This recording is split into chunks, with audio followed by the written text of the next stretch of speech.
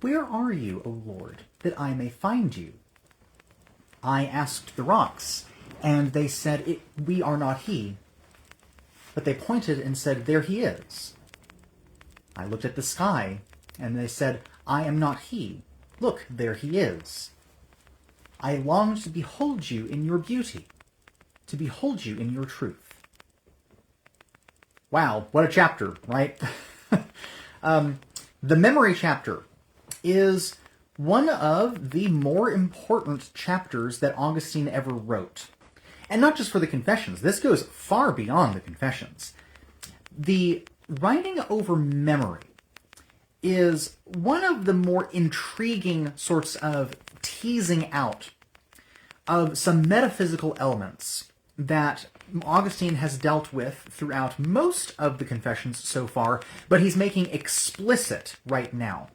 Because he's arrived at the point within the writing of the Confessions of his conversion experience, of his plan moving forward, and of why he is making this decision.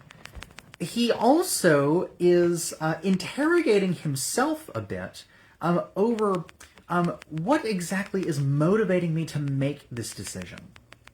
Because the writing of the Confessions is fundamentally about memory. The memories that Augustine is accessing in order to tell the story of his life, especially of his childhood, of his struggles, of his conversion, all of it is in the past, and in some cases far in the past. But Augustine is trying to tease out, what does it mean to apprehend or to comprehend something? Now, this chapter is one of those chapters that is probably extremely difficult to understand. And you will not be blamed for not understanding it. The memory chapter is full of philosophy. And it has to do with Augustine asking a simple question, which is, how exactly do I know that I am doing the right thing? Or, to put it in a different way, how do I know that I am making the right decision? And for Augustine, making the correct decision involves understanding what the truth is. Well, the truth is a debatable subject. What exactly does it mean to believe a true thing? Well, the first thing that Augustine deals with is, what does it mean for me to know anything? This is a level of philosophy called epistemology. How do I know what I know? In other words, how can I not only understand or know things about the world, but how can I know that I know those things? That is where the world of epistemology is. It's not just that I know that the chair that I'm sitting in is a kind of blue-green color. It's not that I simply know that there's a cat climbing on me right now. The question is much more, do I know what I know reliably? How do I know that I know something reliably? Well, the first thing that he starts teasing out is that he has to get straight what exactly we mean by knowledge. What does it mean to have knowledge of something? Well, in the classical sense, knowledge is acquired by the senses of the body. And the senses of the body, the classical senses of the body, is the ones that we perhaps will know fairly from grade school. Seeing, hearing, tasting, touching, these types of knowing of things. Now, modern science has shown us that there are a significant number of other ways that our body senses certain things other than simply these kind of more rudimentary or ancient ways of describing the senses. But nonetheless, when Augustine begins to talk about how do I apprehend or know something, Augustine begins to talk about using the senses. And when he does so, in order to see something, the thing has to be physical. In order to touch, feel, taste something, the world of the senses has to be in some ways communicable by the senses. It's one thing to say that the chair is this blue-green color. It's another thing for me to say that truth is this. Because to say that truth is something, truth is not exactly what we would call something that is tangible. It is certainly a thing, but there are tangible and intangible things within the world, and the particular virtues such as justice and truth and prudence, these are not physical items, but they are nonetheless real. So when Augustine begins to talk about seeing something, tasting something, and taking it into himself so that his memory has access to these things, it's helpful for us to also realize that Augustine lives far, far, far before the scientific revolution. And in that way, we need to think like a medieval theologian, or a pre-medieval theologian of the 400s, and think about what kind of metaphysics he's using. Metaphysics is a layering upon physics. Metaphysics is sort of an area of philosophy that we are talking about the sciences, but not in the physical science sort of way. Physics is the looking at the relationship between physical objects and describing the relationship of these things. Metaphysics is the same sort of thing, but with the non-physical. Metaphysics involve many areas of philosophy, like epistemology, but also moral theology, moral theory. How do we know what is right and what is wrong? Also, ontology. How do we know what something is? What does it mean to say that this is a chair, and how can I say it's a chair? So you see, we're getting to the weeds real quick right now, but hang on. It's not as complicated as perhaps you can read it. In ancient philosophy, there is something called the philosophy of optics. Optics meaning the way in which we see things. Well, in ancient ideas of optics, what is being brought up by Augustine is that in ancient optics, the ancient peoples actually thought that when you looked at something, it actually went into your body. If you can kind of think about it this way, it's sort of like a barcode scanner. The barcode has a laser that goes out from it and takes in the information of the barcode into its computer. And it turns that information into something that we can understand. It's taking it into itself. It's drawing it in like a conveyor belt. And in that way, the reason why the ancients would say this is because, well, when I'm accessing my memory, I'm calling to mind not simply feelings or ideas. I'm calling to mind pictures. I'm calling to mind actual like motion remembrances. I remember the motion of my car driving down the road. I remember the motion of the cat climbing onto my lap. I'm remembering things pictorially. And so, where are those things coming from? How can my mind produce things pictorially? It's a good question. If you are not clear as to how data encoding works like we do in the modern scientific era. This is before then. And so Augustine is working with the best that he has. And he's interrogating, well, my memory, I'm recalling these things out of my memory. I'm recalling these chunks of things that I've taken into myself, and I'm bringing it back to the surface. But how am I supposed to know where God is in the midst of my memory? Because if memory is a physical action, which again, this is what Augustine's dealing with right now, okay? So his conception is by a very physical process. If memory is a physical process, then how am I to comprehend God? And not only that, but as Augustine points out, his being drawn towards God is not something that has happened simply at one simple part of his life, but has been happening over and over and over again, being drawn to the life of God, even when he was not willingly drawn, even when he was hauled in kicking and screaming. Well, in that way, Augustine has a fundamental question and a fundamental problem. Because God, who is beyond physicality, who is beyond the creation of the world, because again, as he is differentiating himself from Manichaeism, God is not an object within the physical universe. God is beyond the physical universe. The universe points towards God and sings God's praises and over points us towards the reality of God. But God cannot be described or confined to a physical object. And in that way, Augustine then begins to interrogate his senses.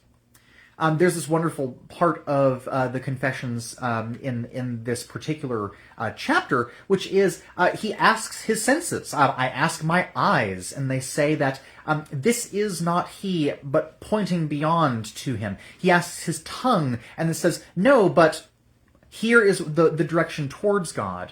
And often, this is very important to catch.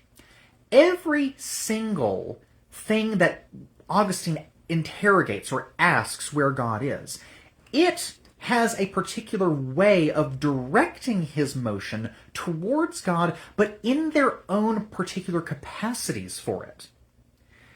And Augustine very artfully sets this up to talk about something much deeper, which is that while God is beyond the senses, God has chosen to be comprehended in some way, shape, or form by the senses. Because when he asks the tongue, there is a medium in which good things are mediated by the taste sense.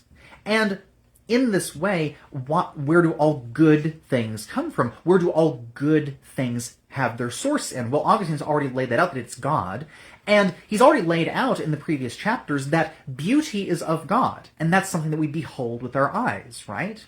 Or experience with our ears as it comes to oration or music or things like that.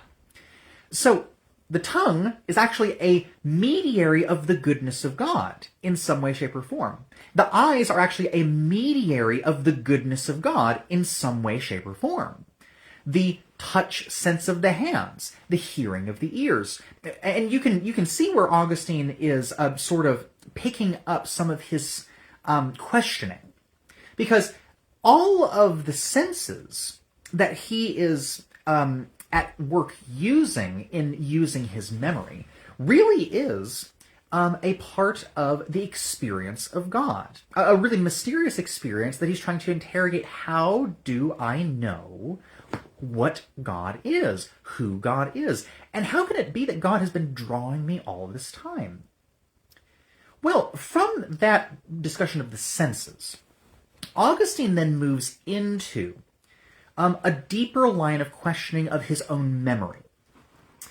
When memory brings to mind certain things, sometimes according to our will and sometimes against our will, what is acting upon us to make us remember those things? Augustine notes a particular sort of frustration he has where there are some times whenever I'm trying to access memories that I know that I have, but I can't remember them. And yet, at some points in time, there are memories that I have not ever wanted to know that are simply brought back up again. It's things that I haven't thought about in years that all of a sudden are triggered by something that are brought to my attention, not of my own will, but of some other will, some other action of myself. And this frustration is borne out kind of in practicality, if that makes sense. How often have we walked into a room and have forgotten why we go there?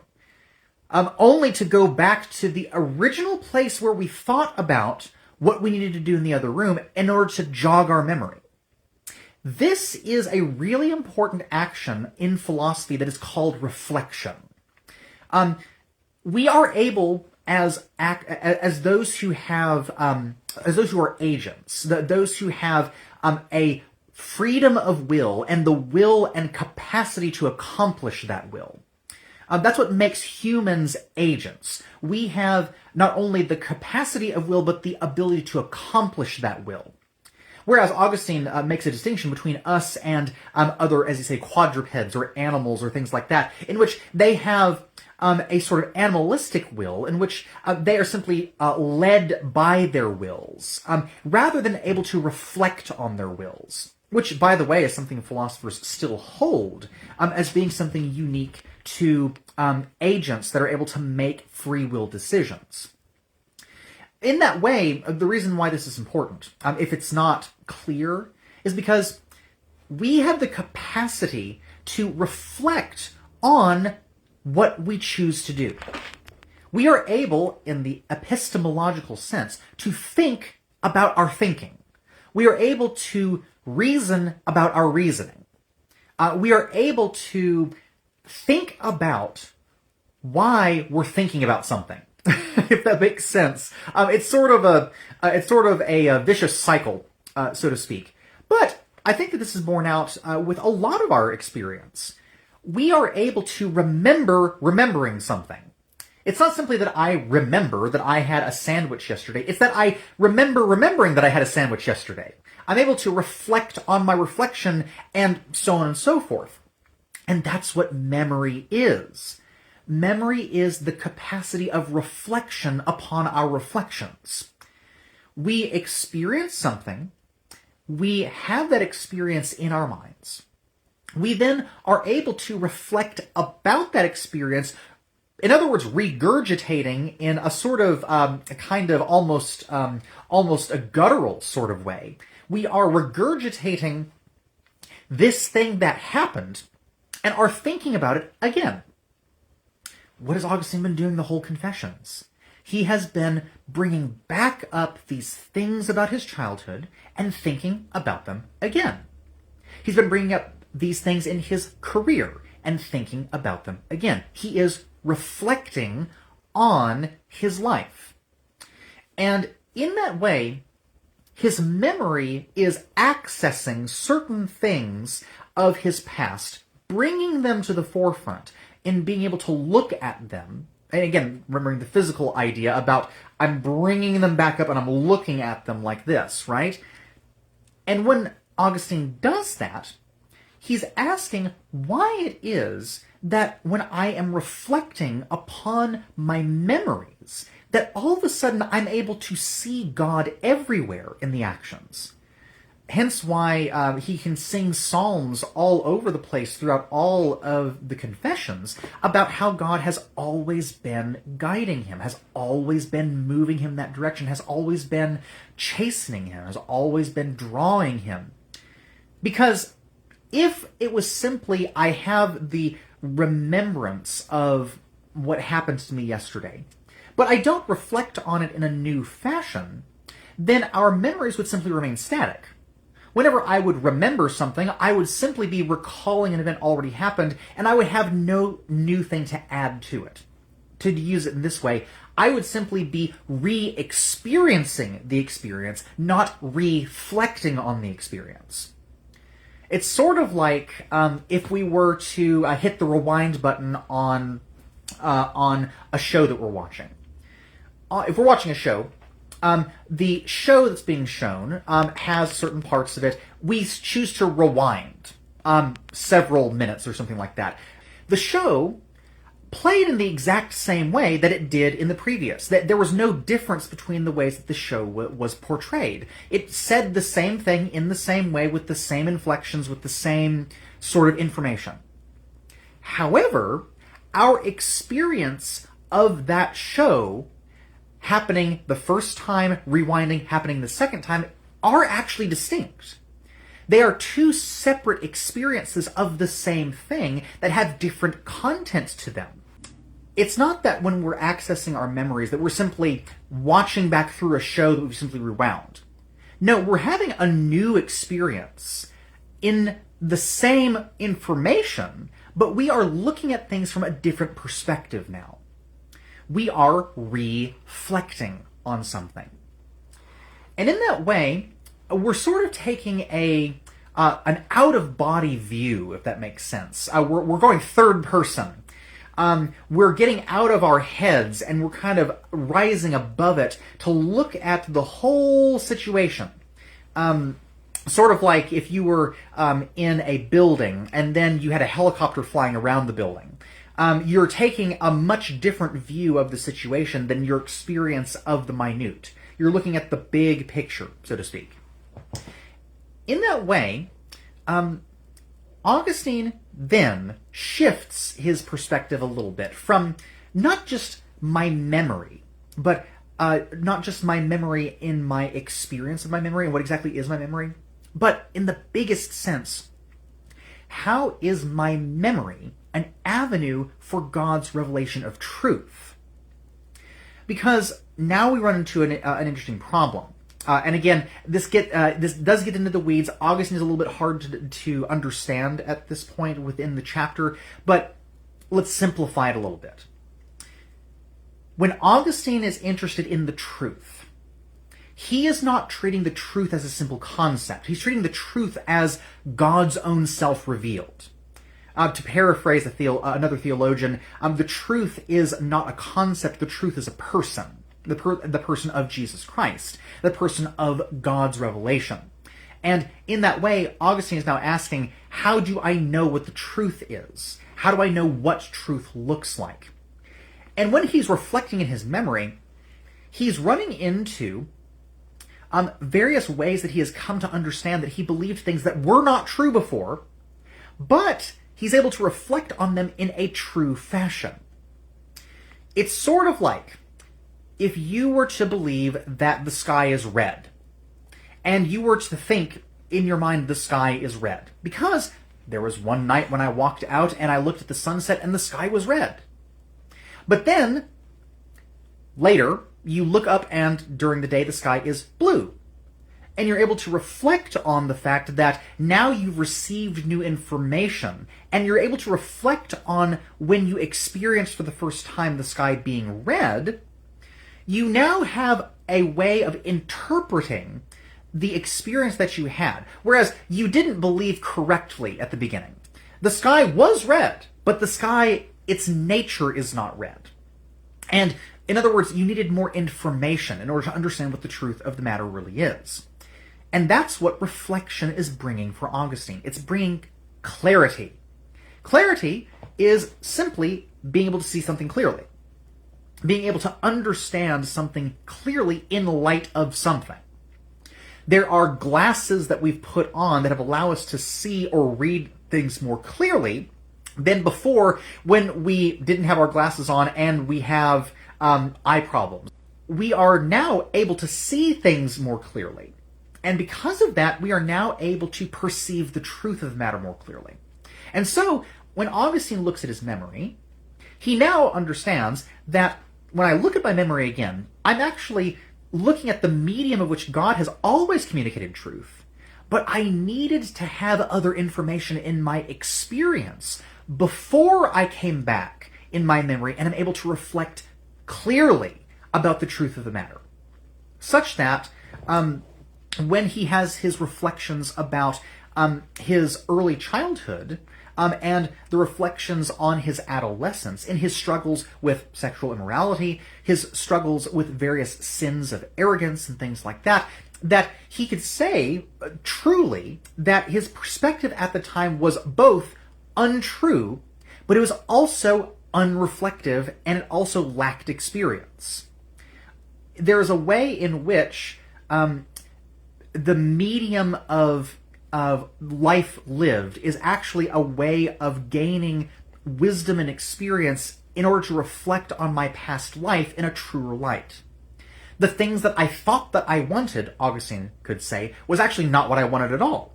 But rather, in those things that I thought that I wanted was a true desire, which is where he then transitions to how everything in the world is in fact a mediary between the love of God and the reality of the truth of the world.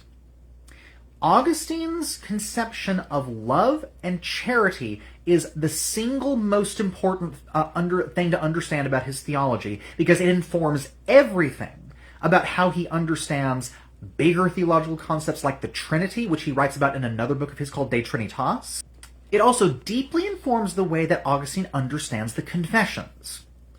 because the love of God made manifest towards him in these ways, the love of God made apparent to him, was something that was always present in the ways in which every sense, every object, and everything about the world is pointing beyond themselves towards the one who made them.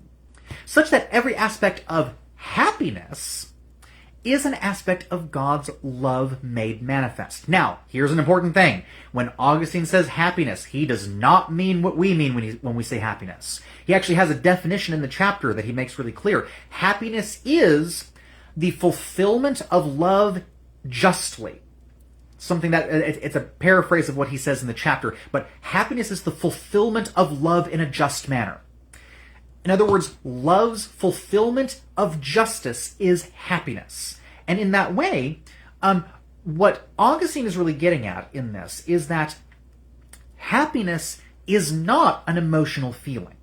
It's not a nice feeling about what I'm up to, because then we could say that, well, I feel happy while I'm doing something that is bad. Notice that Augustine never uses it in that way. He does not mean an emotional sort of happiness. What he's meaning is happiness being the fulfillment of love justly. In that way, really important concept. Happiness is that thing of which we all desire. As Augustine says in the middle part of the chapter, ask anybody and you will say that they desire to be happy.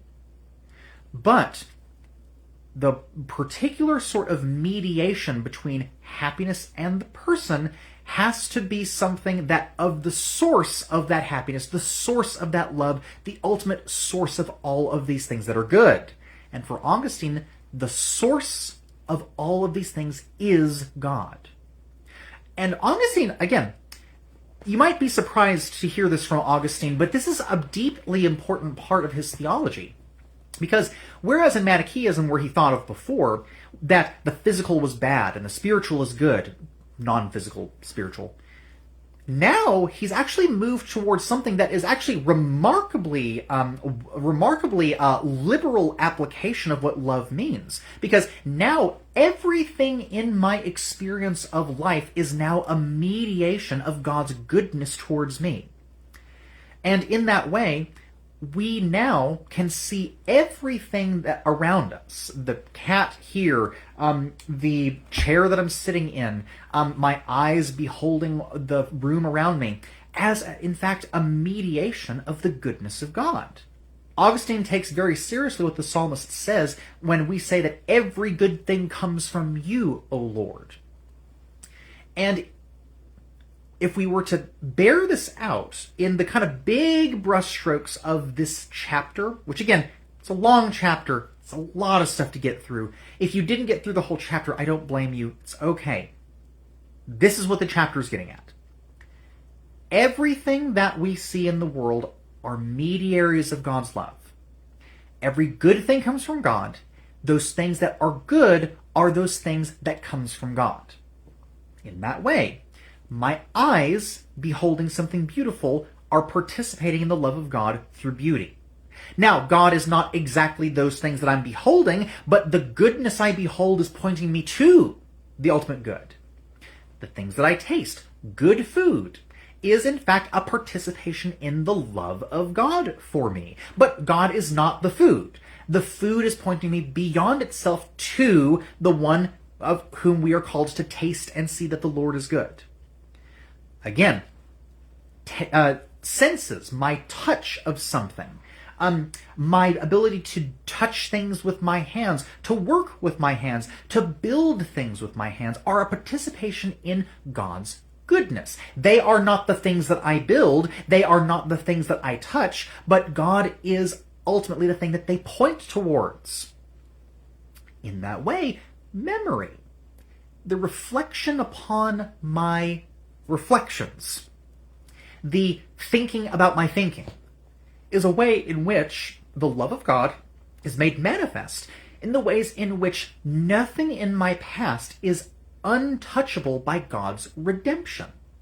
Even the most sinister parts of my past are not beyond God's redemption, which is why in the later parts of the chapter, when Augustine talks about troublesome dreams, I think this is really profound what he says here. That often his sins of his past are brought to his mind in dreams. And in dreams, like all of us have probably experienced, we have very little control over ourselves in our dreams. And in fact, we have very little rationality in our dreams. We make really silly decisions. Once we're coming to in the morning and we're like, why on earth did I make that decision? I can't tell you how many times I am driving down the road while sitting in the passenger seat of my vehicle in my dreams. I don't know why I dreamed this. It seems ridiculous, right? And again, I would hope that me as a rational person, I would never choose to hold the steering wheel from the passenger seat while driving down the road. It's an irrational decision, but it's something that happens in my dreams. Well, Augustine says, what is it about my dreams that bring these things back up, that seem to bring back these temptations for me? Augustine, I think, says something really profound here, which is that I am shown the weakness of my will. I'm shown the weakness of my very mind, of my very ability to remember, because I now recognize that I'm actually not in control of the ways that I am remembering things. Going back to what we said earlier, sometimes things come to mind that we never really were wanting to think about. And there are those other things that we try to remember that we just can't remember, even though we know it's there.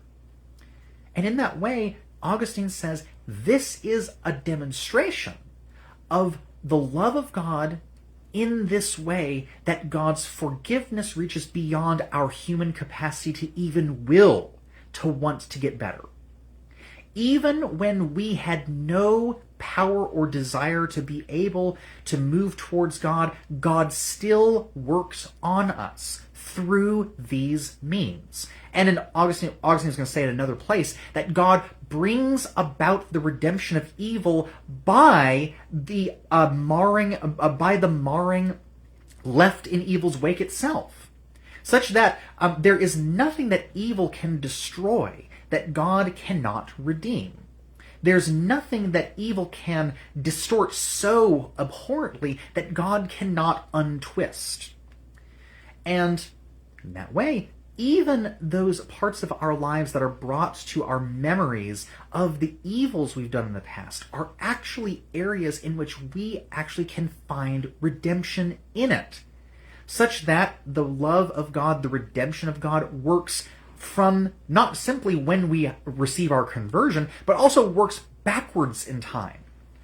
God's redemption works above linear time, reaching backwards and forwards in time, reaching to all of the things that we have done and, kind of mysteriously, all the things that we will do. And that redemption is not confined to only those things of which we have control over. And in that way, Augustine begins to make a little bit more of a distinction, because one of the main things that Platonists will say about true rationality is that true rationality is found within the mind. But Augustine has demonstrated that even he does not have perfect control over his mind, which means that God is beyond our minds. God is not our mind, God is beyond it. And our minds are now another sense that is pointing beyond itself to the one who gave it rationality, to the one who endowed it with the ability to reflect upon our experience, and who gives us the ability to recognize how God's redemption works both backward and forward and presently, and also is constantly in this churning state of redemption, even in our memories, whenever we bring back up those places where we thought that God wasn't, and yet all of a sudden when we reflect on it, there he is.